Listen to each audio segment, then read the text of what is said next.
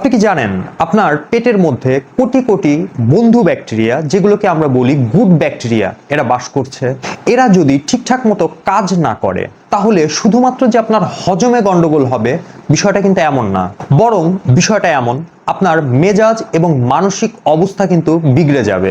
আর সামান্য গ্যাসের সমস্যা বা পেটের ইনফেকশনে অপ্রয়োজনে অ্যান্টিবায়োটিক খেয়ে আমরা নিজের অজান্তেই আমাদের এই বন্ধু ব্যাকটেরিয়া বা গুড ব্যাকটেরিয়াগুলোকে ধ্বংস করে ফেলছি। আজকের ভিডিওতে আমরা জানবো কিভাবে পেটের এই ভালো পরিবেশকে আমরা আবার ফিরিয়ে আনতে পারি এবং কোন হোমিওপ্যাথিক ওষুধটা আপনার অন্ত্রের কার্যক্ষমতাকে আবার নতুন করে জীবন দান করতে পারে। আসসালামু আলাইকুম ভিউয়ার্স, আমি Mahmud Al Hasan, DHMS third year, and welcome to my channel জু হোমিওনেট। আমাদের অন্ত্রে প্রায় 100 ট্রিলিয়ন অণুজীব থাকে। আধুনিক বিজ্ঞান একে বলে গাট মাইক্রোবায়োম, আর আমাদের হোমিওপ্যাথিতে একে দেখা হয় শরীরের সামগ্রিক জীবনী শক্তি বা ভাইটাল ফোর্সের ভারসাম্য রক্ষার খুব বড় একটা অংশ হিসাবে। সহজ ভাষায় বললে শরীরের যে প্রাকৃতিক জীবনী শক্তি আমাদেরকে সুস্থ রাখে, এই গাট ব্যাকটেরিয়া তার সাথেই হাতে হাত মিলিয়ে কাজ করে। এই ভালো ব্যাকটেরিয়াগুলো যখন সুস্থ থাকে তখন আমাদের রোগ প্রতিরোধ ক্ষমতা বাড়ে, আমাদের মন ফুরফুরে থাকে। কিন্তু পেটে যখনই ক্ষতিকর ব্যাকটেরিয়া বেড়ে যায় আর একই সঙ্গে সঙ্গে ভালো ব্যাকটেরিয়া কমতে থাকে, ঠিক তখনই গ্যাস, বদহজম, অ্যাসিডিটি, IBS, এমনকি খিটখিটে মেজাজ কিংবা অবসাদের মতো সমস্যা কিন্তু দেখা দেয়। এখন তাহলে প্রশ্ন, পেটের এই উপকারী ব্যাকটেরিয়াগুলো কেন ধ্বংস হয়ে যায়? আমি মূলত এর পিছনে প্রধান 3টা কারণ দায়ী করব। নাম্বার 1, অপ্রয়োজনীয় অ্যান্টিবায়োটিক। অ্যান্টিবায়োটিক খারাপ জীবাণুকে ধ্বংস করার পাশাপাশি আমাদের পেটের ভালো যে ব্যাকটেরিয়াগুলো এগুলাকেও নির্বিচারে মেরে ফেলে।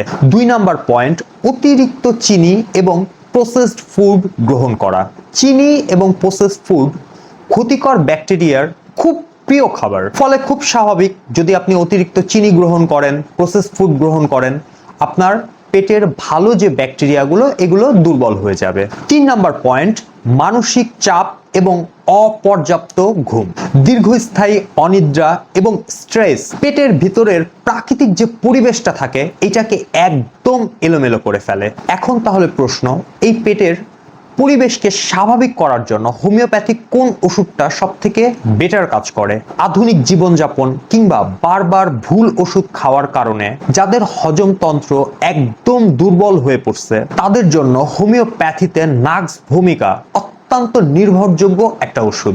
গাট মাইক্রোবায়োম রিকভারি করতে, অন্ত্রের পরিবেশকে স্বাভাবিক করতে নাক্স ভূমিকার কোনো বিকল্প নেই। যদি আপনি অতিরিক্ত অ্যান্টিবায়োটিক কিংবা পেইন কিলারের পার্শ্ব প্রতিক্রিয়া দূর করে পেটের ভেতরের টক্সিন বা বিষাক্ত পদার্থকে বের করতে চান তাহলে নাক্স ভূমিকা হতে পারে আপনার প্রথম চয়েস। এই নাক্স ভূমিকা পেটের যে পরিবেশ এটাকে স্বাভাবিক করে তোলে, এর ফলে ভালো ব্যাকটেরিয়াগুলো আবার বংশবিস্তার করা শুরু করতে পারে। আরেকটা বিষয়, আপনি যদি দীর্ঘ সময় বসে কাজ করেন, প্রচুর পরিমাণে রাত জাগেন, চা কফি পান করেন, প্রচুর পরিমাণে ফাস্ট ফুড গ্রহণ করেন এবং একই সঙ্গে সঙ্গে নিয়মিত পেটের সমস্যায় যদি আপনি ভোগেন, তাহলে আপনার এই অন্ত্রের স্বাস্থ্যকে পুনরুদ্ধার করার জন্য নাক্স ভূমিকা খুব চমৎকার একটা ওষুধ হতে পারে আপনার জন্য। ওষুধের পাশাপাশি পেটের ভালো ব্যাকটেরিয়াগুলোকে ফিরিয়ে আনতে 3টি অভ্যাস আপনার জন্য খুব গুরুত্বপূর্ণ হতে পারে। নাম্বার 1, আঁশযুক্ত খাবার আপনার খাদ্য তালিকায় যোগ করেন।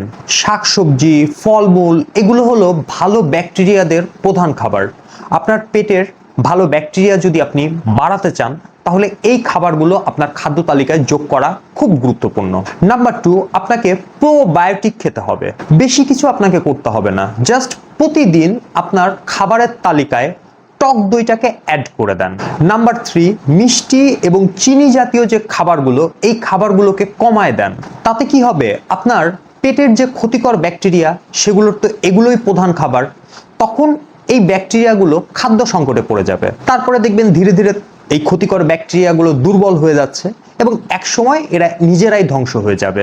একটি জরুরি বিষয় মনে রাখবেন, নাক্স ভূমিকা পেটের স্বাভাবিক পরিবেশ ফেরাতে সহায়ক হলেও রোগীর সার্বিক লক্ষণ অনুযায়ী পাওয়ার বা পোটেন্সি এবং খাওয়ার নিয়ম কিন্তু ভিন্ন ভিন্ন হয়। এই জন্য নিজে নিজে ওষুধ না খেয়ে একজন অভিজ্ঞ হোমিওপ্যাথিক ডাক্তারের পরামর্শ নিন। আপনারা চাইলে আমার পরামর্শ নিতে পারেন। কিভাবে নেবেন দেখেন, স্ক্রিনে একটা মোবাইল নাম্বার আছে, এই নাম্বারে সরাসরি ফোন করে আপনাকে একটা সিরিয়াল নিতে হবে।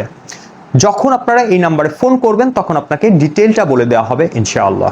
আপনার কি ঘন ঘন পেটের সমস্যা বা অ্যান্টিবায়োটিক নেওয়ার পর থেকে হজমের গোলমাল দেখা দিচ্ছে?